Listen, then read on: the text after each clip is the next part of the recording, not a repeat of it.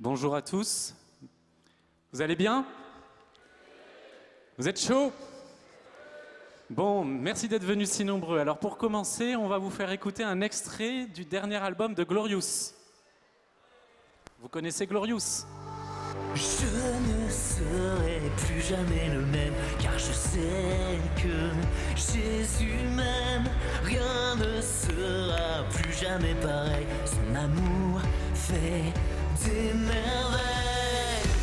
Je le crierai, je redirai que Jésus est ma vie. Il m'a sauvé, m'a libéré.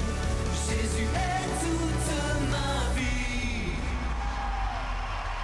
Savez-vous que Jésus vous aime? Plus fort, j'ai pas entendu. Savez-vous que Jésus vous aime? Est-il toute votre vie, comme c'est chanté dans cette chanson? Voulez-vous le redire, le crier? Est-ce que vous voulez dire après moi, Jésus est toute ma vie? À vous. Jésus est toute ma vie. Voilà, alors c'est parce que Jésus est toute votre vie que vous voulez en témoigner. C'est de là que ça part. Si Jésus est toute votre vie, vous voulez forcément évangéliser. Et je vais vous donner mon témoignage, on va vous donner notre témoignage. Voilà, moi, j'ai rencontré Jésus à l'âge de 7 ans, le jour de ma première communion. Le Seigneur m'a fait cette grâce. Et quand j'ai communié pour la première fois, je m'en souviens encore, c'est dans une toute petite église avec plein de petites religieuses qui priaient pour nous, qui priaient pour moi. Eh bien, Jésus est entré dans ma vie à ce moment-là, dans cette première communion. Et depuis, à travers la communion, Jésus ne m'a jamais quitté. Et à partir de là, j'ai voulu toujours naturellement parler de Jésus autour de moi, à mes copains de classe, etc. Ça, c'était la première expérience forte de la rencontre avec Jésus. Et puis, j'ai eu une deuxième expérience un peu plus tard, assez forte aussi, c'est que mes parents nous ont emmenés en Russie au moment de la chute de l'URSS. De 1991 à 1994, j'ai habité à Moscou. Et là, il s'est passé quelque chose dans ma vie adolescente, naissante, c'est que j'ai vu pour moi, les premiers martyrs de la foi, à commencer par les catholiques russes, qui allait à une paroisse qui s'appelait Saint-Louis des Français, comme à Rome, mais là c'était à Moscou. Et cette église, historiquement, elle se trouvait au cœur du quartier du KGB, la Loubianka. Et il y avait des caméras qui filmaient. Et moi, j'étais ému parce que je voyais ces caméras qui tournaient sur leur socle. Et je me disais, ici, on n'est pas forcément croyant tout à fait librement. Et on racontait que jusque dans les années 80, on ramassait le fond de la messe, souvent d'ailleurs à l'élévation, et on les interrogeait. Alors, ce n'était pas forcément pour les envoyer au goulag, mais on les embêtait un petit peu. Et je me suis dit, comment ces babouchkas ont réussi à garder cette foi? D'ailleurs, je voudrais en profiter pour saluer, et on va pouvoir les applaudir, nos amis russes ici présents, qui sont venus de... On peut les applaudir bien fort. Où sont-ils? Où êtes-vous? Ils sont là-bas, bravo, vous pouvez vous lever. Ils viennent de Saint-Pétersbourg. Merci à eux. J'ai appris ça hier, merci, bravo. Et j'ai vu quelque chose d'autre dans cette deuxième expérience, ce sont les églises en Russie, orthodoxes, se re-remplir. Et quand je suis revenu en France, je me suis dit, mais pourquoi, après tout, nos églises en France ne pourraient pas aussi se re-remplir? Voilà, ça c'était ma deuxième expérience. Et ma troisième expérience, c'est un envoi en mission. Il se trouve que quand Internet est arrivé à la maison, en 98, je parlais déjà naturellement autour de moi de Jésus. Je me suis dit, pourquoi pas aussi utiliser Internet? Mais je n'avais jamais entendu le mot évangélisation. Je ne savais pas ce que c'était. Je savais juste parler de Jésus autour de moi. Et je me suis dit, peut-être qu'Internet peut servir à ça. Et j'ai commencé à passer beaucoup de temps dans les forums, les chats de l'époque, pour parler de Jésus. Jusqu'au jour où un film est arrivé au cinéma, le film Amen, dont l'affiche est assez polémique, où elle amalgame la croix nazie et la croix du Christ. Et avec ma sœur, qui était férue de cette époque de l'histoire, on a fait un site qui deviendra par la suite le premier site sur Pie XII et la Seconde Guerre mondiale. Vous pouvez taper Pie XII dans Google, on est sur la première page de Google. Et voilà comment ce site a fait un buzz. À l'époque, il n'y avait pas de buzz encore en tant que tel, cette espèce de bruit dans la catosphère. Néanmoins, le site s'est fait connaître vachement vite. Et on a été mis en contact avec des catholiques assez impliqués dans l'église et dans l'évangélisation. Et je ne savais pas qu'ils étaient impliqués dans l'évangélisation. Et ils m'ont dit, Jean-Baptiste, il faut qu'on te présente un évêque. Alors je dis, ah bon, un évêque? Et j'ai dit, d'accord. Et c'est comme ça qu'un soir, je me retrouve à Paris au vernissage d'une expo sur l'art. Et effectivement, l'art, c'est très important aussi pour l'évangélisation, hein, évangéliser par la beauté. Et cet évêque dit, voilà, l'art est important pour la nouvelle évangélisation. Et là, ça a été un déclic, un vrai déclic pour moi. J'avais jamais entendu ce mot nouvelle évangélisation. Et en sortant, je demande à l'évêque, Monseigneur, c'est quoi cette nouvelle évangélisation? Et il me dit, c'est faire ce qu'ont fait les apôtres depuis 2000 ans d'histoire de l'Église, mais avec un feu nouveau, de nouvelles méthodes et de nouvelles expressions. Alors moi, je lui pose ma petite question, est-ce que Internet fait partie de ces nouvelles méthodes? Ça faisait déjà 2-3 ans que je le faisais, mais j'avais aucun envoi en mission. Et là, l'évêque me dit, il faut y aller. Voilà, cet évêque, c'était Monseigneur Ray. Et c'est comme ça que je me suis trouvé envoyé en mission dans le nouveau continent numérique. Et ça a été une expérience forte. Et je voudrais vous en parler parce que finalement, aujourd'hui, vous êtes tous appelés aussi à évangéliser par l'Église. Voilà, maintenant, je donne la parole à Marie pour son témoignage. Alors, moi j'ai une histoire beaucoup plus simple que Jean-Baptiste. Je suis un peu comme le prêtre d'hier qui a témoigné. Moi, Jésus, ça a été depuis le berceau un grand amour pour lui. Mais je dirais que jusqu'à l'âge de 7 ans, c'était un peu Jésus, moi, Jésus. J'étais très amoureuse de Jésus, mais ça tournait un peu en rond. Un peu comme on en a entendu parler hier avec Marie-Madeleine, qui lorsqu'elle retrouve Jésus après la résurrection, eh bien c'est mon Jésus à moi, je veux me le garder pour moi toute seule. Donc moi j'étais un petit peu comme ça. Et puis un jeudi saint, je suis allée prier au reposoir, donc j'avais à peu près 7 ans. Et là, j'ai fait une expérience nouvelle. J'ai eu le désir dans mon cœur de consoler Jésus. Et alors, à partir de là, je me suis dit, je veux consoler Jésus, mais comment je vais faire pour consoler Jésus? Alors, pour une petite fille de 7 ans, voilà, j'ai essayé de mettre tous mes neurones en action. Et puis, petit à petit, ça a été une évidence pour moi. En fait, Jésus, si je veux le consoler, il faut que j'arrête de le garder pour moi toute seule, mon petit Jésus chéri, mais que j'aille en parler à mes copines, en parler autour de moi. Et c'est comme ça qu'en fait, naturellement, j'ai commencé à évangéliser. Voilà, alors en fait, dans notre topo, on voulait commencer par vous poser la question, pourquoi évangéliser? Alors pourquoi évangéliser? Tout d'abord, c'est un commandement du Christ, et puisqu'on doit obéir à Jésus et l'imiter, on doit évangéliser. Et c'est d'ailleurs la finale de l'évangile de Matthieu. Allez par toute la terre, faites des disciples. Si ça se retrouve à la fin de l'évangile de Matthieu, c'est que non seulement c'est un commandement du Christ, mais c'est un commandement hyper important puisqu'on conclut par ce commandement. Voilà. Ensuite, nous sommes envoyés évangéliser de par notre baptême, parce que c'est l'Église qui nous envoie. Alors on a une petite parole du pape François que Jean-Baptiste va nous lire. Alors c'est un tweet au début du mois. Qu'il est beau de voir des marcheurs de la foi heureux d'apporter le Christ dans chaque rue, dans tous les coins de la terre. Vous voyez, on est tous invités à être des marcheurs de la foi, des étincelles, des lumières du Christ dans tous les coins de la terre. On a une petite histoire à vous raconter. Donc, on a un ami qui est athée, non baptisé, et alors vraiment, Dieu, c'est pas son truc. Mais comme il nous aime beaucoup, il va souvent sur les sites de Jean-Baptiste. Et puis un jour, se trouve sur ce site une question. Bonjour, moi je suis catholique, mais je me demande pourquoi est-ce qu'on évangélise les athées, je vois pas l'intérêt. Et puis lui, en tant que bon athée, il répond. Il dit, moi, je suis athée et je vais te donner ma vision de l'évangélisation. Eh bien, l'évangélisation, c'est comme si tu avais un copain, il a une trentaine d'années, il est beau, il est sympa, mais il est célibataire. Et puis, tu connais une fille, elle est canon aussi, elle est sympa et elle est aussi célibataire. Eh bien, qu'est-ce que tu vas faire? Tu te dis, franchement, ils iraient trop bien ensemble. Tu organises une rencontre. Alors, ça peut être un dîner, ça peut être n'importe quoi, mais tu organises quelque chose pour qu'ils puissent se rencontrer. Et puis après, peut-être qu'il y aura un truc qui se passera entre eux, mais ça ne te regarde plus, mais au moins, toi, tu as tout fait pour. Eh bien, c'est ça l'évangélisation. Voilà, vous organisez une rencontre entre Dieu et quelqu'un.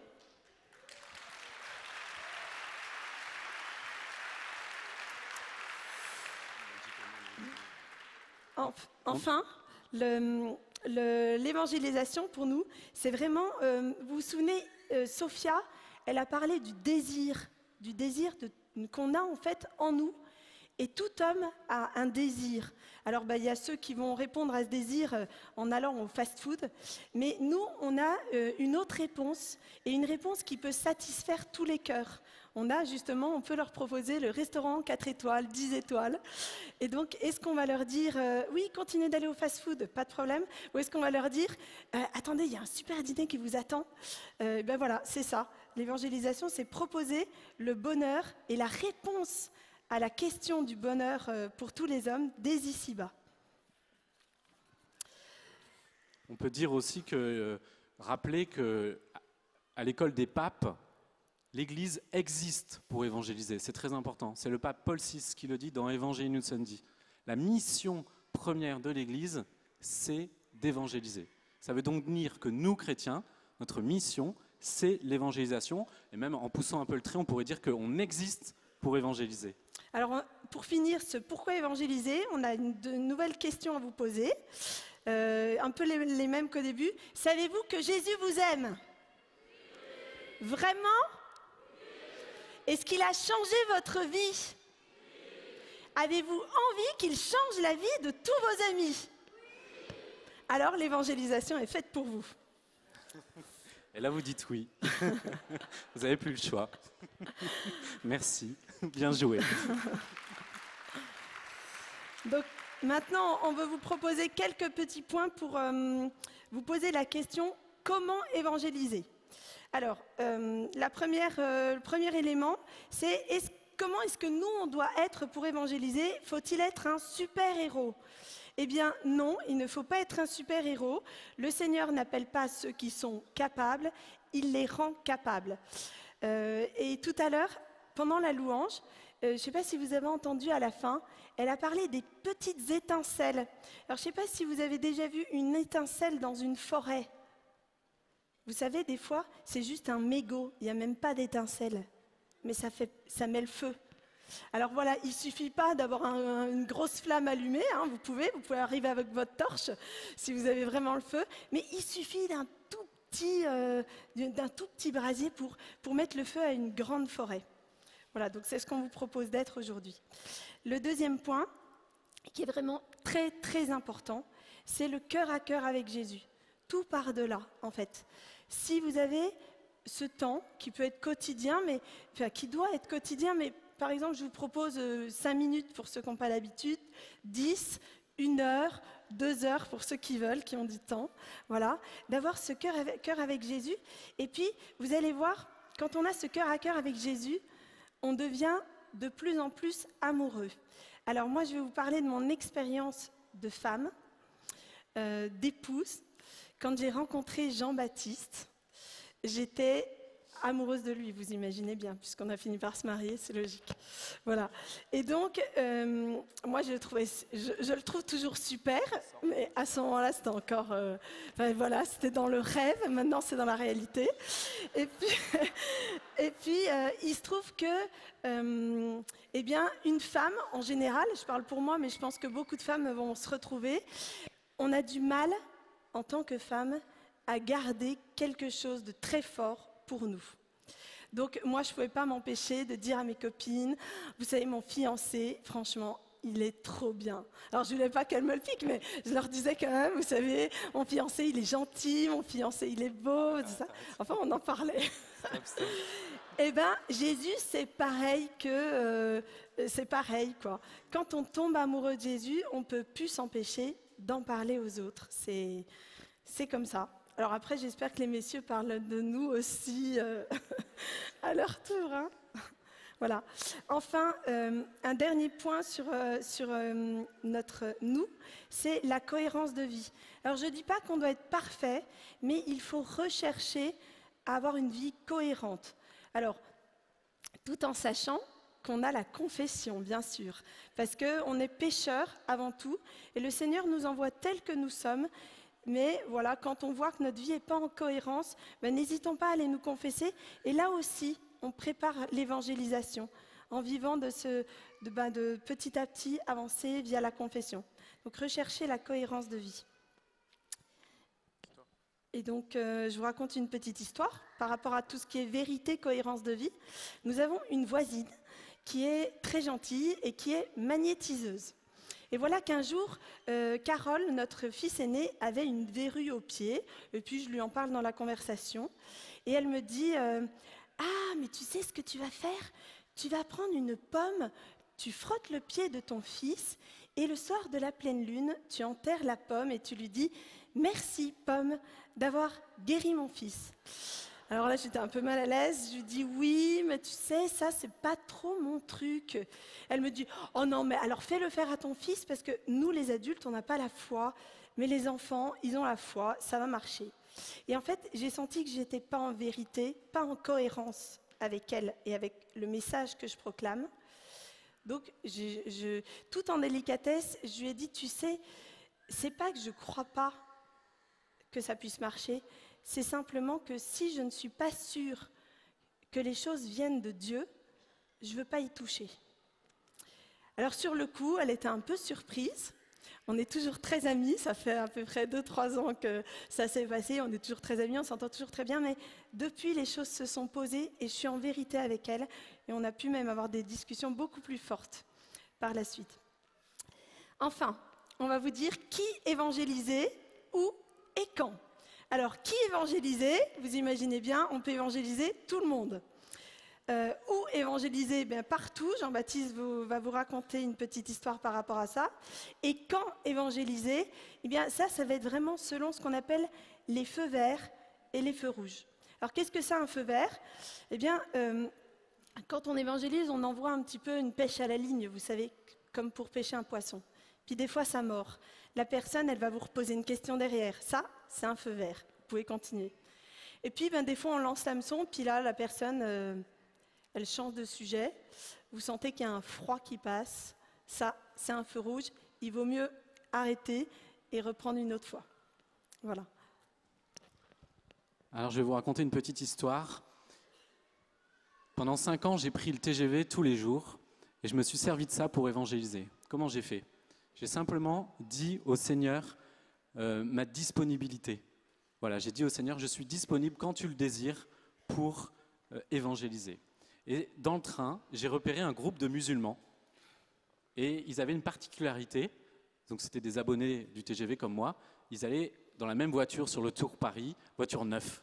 Et j'ai dit au Seigneur, si un jour tu veux que j'essaye de les évangéliser, tu m'organises la rencontre. Parce que finalement, c'est toujours l'Esprit Saint qui fait les rencontres. Et voilà qu'un jour, je me trouve assis à côté d'eux.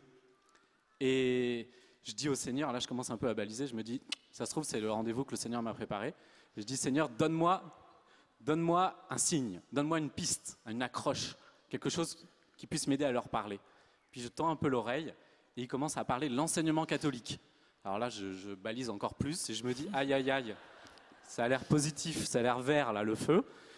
Et puis il y en a un qui dit à l'autre en lui donnant des coups de coude, quoi, toi t'étais à Saint-Martin, à Tours, et ils t'ont pas proposé le baptême? Et puis il se marre. Puis l'autre musulman, il lui fait la même blague, il dit quoi? Mais toi aussi, tu étais à Saint-Martin de Tours et ils t'ont pas non plus proposé le baptême. Alors je me dis, bon, là ok, Seigneur, j'y vais, je saute. Je me tourne vers eux et puis je leur dis, mais comment ça, ils vous ont pas proposé le baptême? Mais c'est scandaleux. Et alors, alors au début, c'était un peu... Et puis finalement, je leur ai dit, non, mais vous inquiétez pas, je blague, je vais pas vous proposer le baptême non plus, en tout cas pas tout de suite. Et alors du coup, ça les a fait rire et on est devenus amis. Et ce qui fait qu'à chaque fois que je prenais le train et qu'ils me voyaient, ils me disaient « Ouais, Jean-Baptiste, viens avec nous, voiture neuve, allez, on va discuter un peu. » Et puis, voilà, on est devenus copains et on a commencé à avoir des belles discussions. Alors, nos premières discussions, c'était sur le ramadan. Pendant le ramadan, alors vous, quand même, chez les catholiques, vous jeûnez pas, hein, ou pas trop. Mais si, ça nous arrive de jeûner. Ah bon? Et puis, alors, de très, très beaux échanges. Et puis, je les ai un peu perdus de vue pendant un temps. Peut-être que je n'ai pas assez prié pour eux. Et voilà qu'un jour, en arrivant au boulot, à 2 stations du moment où je devais sortir du métro, il y a une coupure d'alimentation électrique. Paf! Le métro s'arrête net. Tout le monde se tombe dessus. Vous savez, parfois on dit « je suis tombé sur quelqu'un, je suis tombé sur une personne ». Là, c'est exactement ce qui m'est arrivé.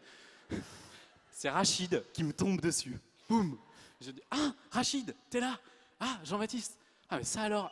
Il faudrait qu'on se reparle un peu, qu'on se revoie. » Alors j'ai dit au Seigneur, ah d'accord, là tu me le remets carrément dans les bras, comme ça tu es sûr que je vais remonter au créneau. Et je me suis dit, bon, ok, en fait le Seigneur il veut que j'aille un petit peu plus loin dans la mission, peut-être qu'il veut même que j'aille jusqu'au bout de cette mission, donc je vais faire l'effort. Je me suis remis à prier pour eux en disant, bon, ok Seigneur, c'est vrai, j'étais pas très dispo ces dernières semaines, mais là, ok, je me rends dispo, ok, libre, free, ok. Et c'est comme ça que quelques jours après, je me retrouve encore avec eux dans le train. Et on venait d'avoir le fils prodigue à la messe, et il me demande, raconte-moi une histoire de ta Bible. Moi, j'aime beaucoup cet évangile, et je me dis, je vais lui raconter le fils prodigue. Donc je le raconte à tout le monde en plus, parce que j'étais pas juste face à Rachid, il y avait 4 musulmans d'un côté, 4 musulmans de l'autre, quoi. Vous voyez, quand ils sont ensemble, mais tout le monde écoutait. Bon, ok. Et je raconte le fils prodigue, c'était pas difficile puisqu'on venait de l'avoir, et Rachid, il est ému aux larmes à la fin. Et il y a une voisine qui me dit, qu'est-ce que vous leur racontez? Non, ne vous inquiétez pas, c'est pas moi, j'ai rien fait, c'est la Bible, en fait. Et il est ému complètement aux larmes, et il me fait un truc de dingue.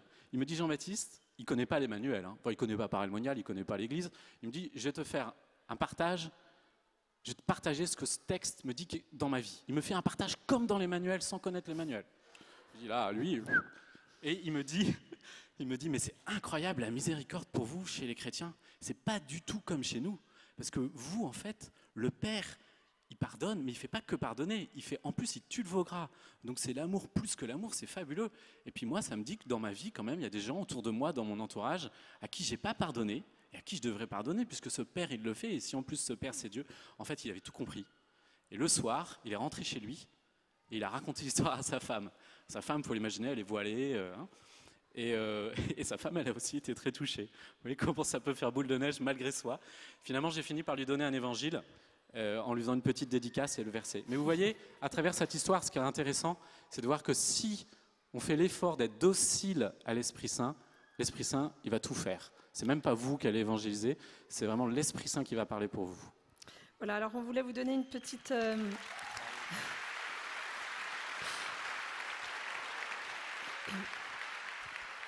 On voulait vous donner une petite démarche d'évangélisation. Là, alors le premier point pour évangéliser, c'est commencer par prier l'Esprit Saint. Vous l'avez bien compris, c'est lui le premier acteur de l'évangélisation. Et en plus, quand vous avez peur, il vous organise tout. Donc c'est très bien. Ensuite, le deuxième point, c'est oser aborder les gens en se laissant inspirer. Jean-Baptiste va vous raconter une petite histoire à ce propos. Je vous en raconte 2 très vite. Lundi, je me disais, oulala, on a un enseignement à Paray-le-Monial, il faut absolument qu'on ait des histoires à raconter. Donc, Seigneur, je suis dispo. Je prenais le train. Et le matin même, en fait, j'avais rencontré quelqu'un qui avait participé à The Bible. Vous connaissez cette Bible pour adolescents qui a des thématiques. Puis je regardais un peu les thématiques, voilà. Et puis en montant dans le train, il y a une dame qui avait pris ma place. Alors je me dis, je vais à une autre place en face. Et puis cette dame, elle se met à pleurer 5 minutes après le départ du train. Alors je me dis, il y a quelque chose, bon. Et puis elle pleure, et puis elle est soutenue par 2 de ses amis qui étaient là. Et puis ses amis parlent de crématorium. Alors je me dis, elle a perdu quelqu'un de très cher. Et j'ouvre la Bible et je tombe sur la partie sur les thématiques sur la mort et je regarde les différentes citations bibliques qui sont proposées. Alors je me dis, voyons voir si à tout jamais, il y a quelque chose qui peut la toucher. Et la dernière citation, c'était Apocalypse de mémoire, chapitre 20, verset 4. Il essuiera les larmes de leurs yeux. Je tombe là-dessus. Alors je me dis, alors là, il y a quelque chose. Et j'ai prié un petit peu pendant un quart d'heure et je me suis dit comment je peux lui donner cette parole parce que comme elle a ses amis, je ne vais pas lui dire alors vous avez perdu quelqu'un, enfin ça fait un peu abrupt. Et du coup, Seigneur, Esprit Saint, donne-moi une idée. Et puis j'ai pris un petit bout de papier dans mon sac et j'ai écrit, voilà, puisque vous avez pris ma place, je me permets de vous adresser un petit message. J'ai vu que... Donnant. Voilà, je voudrais simplement vous dire que je vous adresse tout simplement mes plus sincères condoléances pour la personne chère que vous avez perdue. Et je me permets de vous dire que j'ai trouvé un petit message de la Bible pour vous, et je lui mets, il essuiera les larmes de leurs yeux, et il n'y aura plus de mort.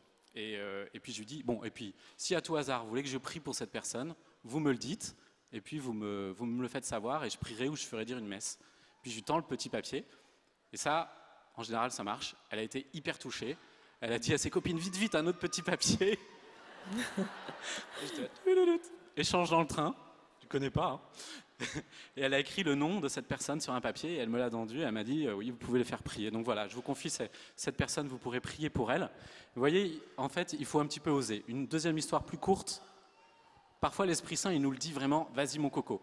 Et un matin, j'étais parti avec des exemplaires de la vie après la mort, c'est une petite brochure. Et en face de moi, dans le train, il y a un gars qui, je sais pas, ça devait être son 50e anniversaire de naissance, je ne sais pas, il lisait « 100 façons pour vivre jusqu'à 100 ans et plus ». Et je me dis, quoi, j'ai dans mon sac la vie après la mort, et lui, il lit ça. il faut, Esprit Saint, donne-moi une idée. Puis l'idée arrive, et puis à la fin du trajet, je lui dis, excusez-moi de vous déranger, mais j'ai une petite proposition à vous faire. Je vois que vous êtes en train de lire 100 façons pour vivre jusqu'à 100 ans et plus. Moi, j'ai la suite, si vous voulez.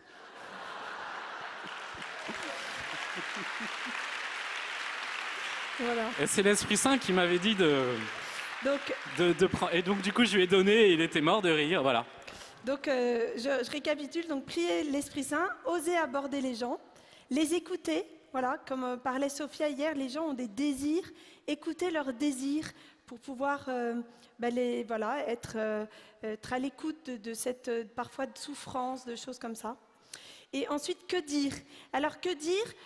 On vous déconseille fortement de rentrer dans des débats stériles qui se font depuis des millénaires et qui n'ont jamais vraiment porté du fruit.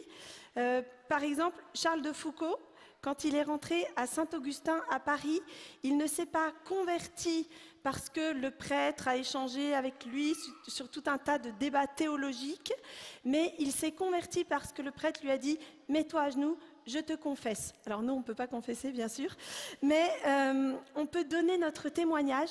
Notre témoignage, alors c'est comment est-ce que j'ai rencontré Jésus ? Qu'est-ce qu'il a changé dans ma vie? On essaie de le faire en 1 minute 30 parce que les gens n'ont pas toujours le temps. Voilà. Et puis, comme ça, les gens ils peuvent se dire « Oh, c'est trop bien quoi, ce qu'il a vécu. Moi, j'ai envie de vivre pareil. » Voilà. Et puis enfin, donc, prier l'Esprit Saint, oser aborder les gens, les écouter, donner son témoignage et leur proposer quelque chose, leur proposer une démarche. Une rencontre, ça peut être, vous savez, il y a le prêtre là-bas, il est trop sympa, je te donne son numéro de téléphone, voilà. Proposer de rentrer dans l'église. Et puis, moi, il y a un truc que j'aime beaucoup proposer, c'est, vous ne savez pas si Dieu existe. Eh bien, moi, je vous dis, Jésus, Dieu, c'est une personne. Eh bien, on se parle là, quand une personne me pose une question, moi, je réponds. Eh bien, si Dieu est une personne, il répondra à vos questions. Alors, je vous propose, ce soir, vous vous mettez assis ou à genoux devant votre lit, et puis vous dites, Dieu, si tu existes, réponds-moi, dis-moi qui tu es, et je vous promets, parce que j'y crois vraiment, donc je le dis aux gens, je vous promets qu'il vous répondra un jour. Et en général, les gens, en tout cas, on m'a toujours dit, ok, je vais essayer. Après, je ne sais pas s'ils le font, mais c'est vraiment, à chaque fois, ils l'ont fait. Et puis après, vous pouvez leur donner le petit bonus cadeau avant de partir. Ça peut être une médaille miraculeuse, un journal l'invisible, enfin n'importe quoi, les horaires de la messe, enfin voilà, tout ce qui vous botte. On passe. Alors je vous raconte une toute petite histoire très rapide. Dernière fête de la musique à Tours avec la communauté de l'Emmanuel. Je vois une paroissienne qui distribue des médailles. Et puis arrive un groupe de 7 gothiques, mais alors habillés en gothique de chez Gothique. Et on est allé leur parler. Et au bout de 10 minutes de discussion, il y en a un qui me dit « Mais j'ai autour de cou une Sainte Vierge. » Ah bon? Et en fait, il l'avait complètement mâchonné, elle était complètement défigurée. Et j'ai reconnu vaguement la médaille de la rue du Bac. Et je lui dis « Mais vous savez, j'ai la même. » Elle dit « Ah bon ?» Et puis je lui dis « Et si vous voulez, on peut vous donner une neuve. » « Ah bon ?» Et les autres, ils se tournent, ils se disent « Ah, nous aussi ?» Ah ben oui. Et du coup, je suis allé voir la paroissienne et je lui ai dit « Bon, Raboul de Benaï, là, je crois que j'ai des candidats. » Et je lui ai donné et je suis allé retourner vers eux. Je leur ai dit « Bon, je vous en donne une à chacun, mais à une condition. » Oui, laquelle? C'est que vous la portiez vraiment. Ils m'ont dit « D'accord. » Ils ont pris la médaille, ils l'ont mise et ils sont partis. Voilà. Merci alors, Seigneur. Un dernier conseil qu'on veut vous donner avant de passer à l'évangélisation par Internet, ne pas évangéliser tout seul. Alors, ce n'est pas toujours facile quand on est avec ses collègues, on se trouve souvent tout seul, ou quand on est dans le train. Eh bien, non, vous pouvez être encore 2 par 2. Confiez votre collègue que vous avez envie d'évangéliser, confiez votre voyage en train. Et en fait, c'est vraiment, Jésus nous envoie 2 par 2. Alors, pas toujours physiquement, mais en tout cas, vous pouvez toujours confier. C'est vraiment, on n'évangélise pas tout seul. Voilà. Alors maintenant, je vais vous parler un petit peu de l'évangélisation par Internet, puisqu'on nous a demandé d'en parler. Comme je vous le disais au début dans mon témoignage, j'ai trouvé que vraiment, on pouvait faire quelque chose de dingue avec Internet pour parler de Jésus. Bien sûr, le monde virtuel ne remplacera jamais le monde réel. Bien sûr, c'est une évangélisation très complexe. avec beaucoup de dangers. Néanmoins, on peut vraiment toucher des gens.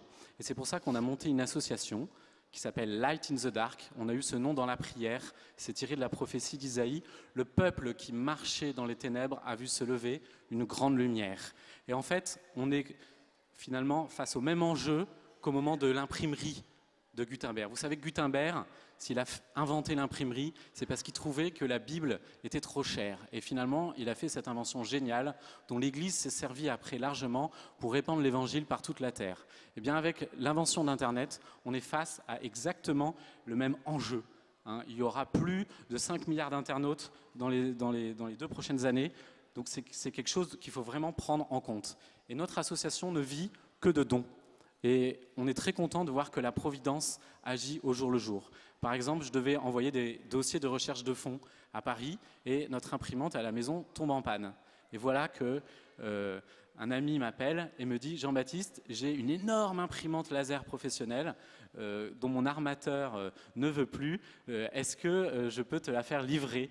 Alors, elle arrive un jour à la maison où je devais justement imprimer tout ça, mais je me dis « Mais comment je vais faire pour les cartouches? Ça va coûter hyper cher. » Et le livreur, avec son semi-remorque de 38 tonnes qui n'a pas pu se garer devant la maison, bref, me dit « Vous inquiétez pas, j'ai une deuxième palette qui est pleine de cartouches d'encre. » Et comme ça, on en a pour 5 ans d'impression. Et voyez comment la Providence, elle voit loin, elle voit beaucoup plus loin que nous. Voilà, ça c'est un peu les premiers pas de Light in the Dark. On aurait plein d'histoires comme ça, de rencontres dans les aires d'autoroute, mais je ne vais pas m'étendre. Light in the Dark, c'est quoi? On a 3 axes. On a faire des sites pour évangéliser par Internet, donc des sites dédiés par cible, évangéliser dans les réseaux sociaux, à travers les forums, etc. Ça c'est le premier axe. Le deuxième axe, c'est comme on veut former les chrétiens, et peut-être parmi vous, il y en a qui sont intéressés, on veut les former à cette évangélisation, pour qu'à leur tour, ils apportent des projets, des nouveaux sites pour toucher ceux qui sont loin de l'Église en priorité.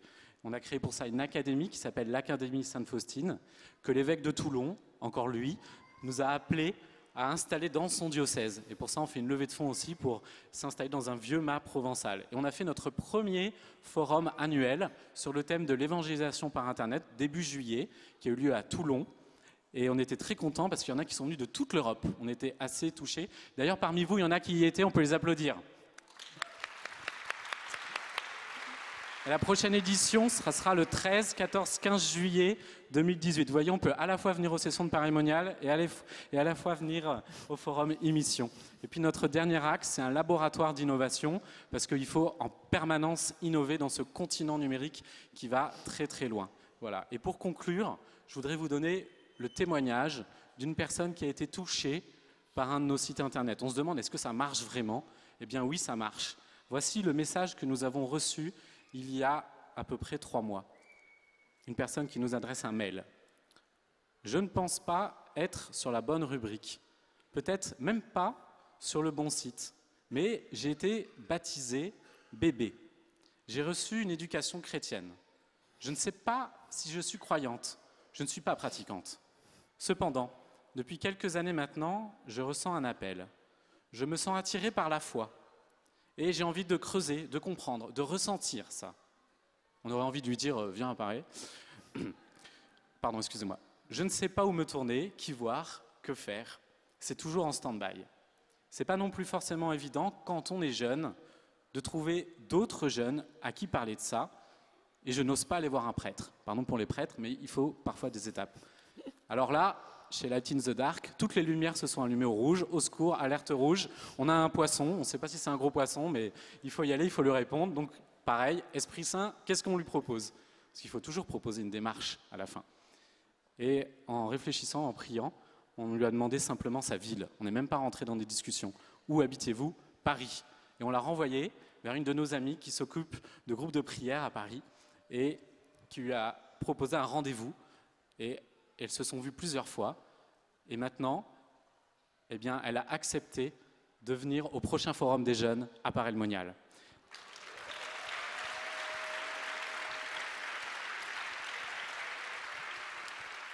Et cerise sur le gâteau, elle lui a dit « Bon, moi je veux bien venir à votre forum des jeunes, ça a l'air super. Justement, je voulais rencontrer des jeunes, mais est-ce que je peux venir avec d'autres amis ?» Évidemment. Voilà, donc en conclusion, vous avez bien compris que l'évangélisation, ce n'est pas réservé à Jean-Baptiste et Marie, c'est vraiment pour tout le monde. Voilà, tout le monde ici présent, tous ceux qui sont baptisés. Et je voulais vous rappeler une petite histoire que le Père Finet aimait bien dire quand il était dans les retraites des foyers de charité. Et alors lui, il parlait de la sainteté, moi je vais l'appliquer au désir d'évangéliser. Il disait... il faut avoir le désir d'évangéliser. Si vous n'avez pas le désir d'évangéliser, ayez le désir de l'évangélisation. Si vous n'avez pas le désir de l'évangélisation, ayez le désir de l'évangélisation. Et on peut continuer comme ça pendant longtemps. En fait, c'est comme l'histoire de l'étincelle, en fait. Il n'y a pas besoin d'avoir une lampe torche pour allumer cette grande forêt. Il suffit d'avoir juste un petit mégot dont on voit parfois même pas le petit rouge. Enfin, j'ai jamais fumé, mais je vois quand même. Vous voyez, il suffit d'un tout petit peu et puis le Seigneur fait tout le reste. Voilà. Merci beaucoup. Si vous avez des questions sur Light in the Dark, vous pouvez venir me voir, j'ai des brochures.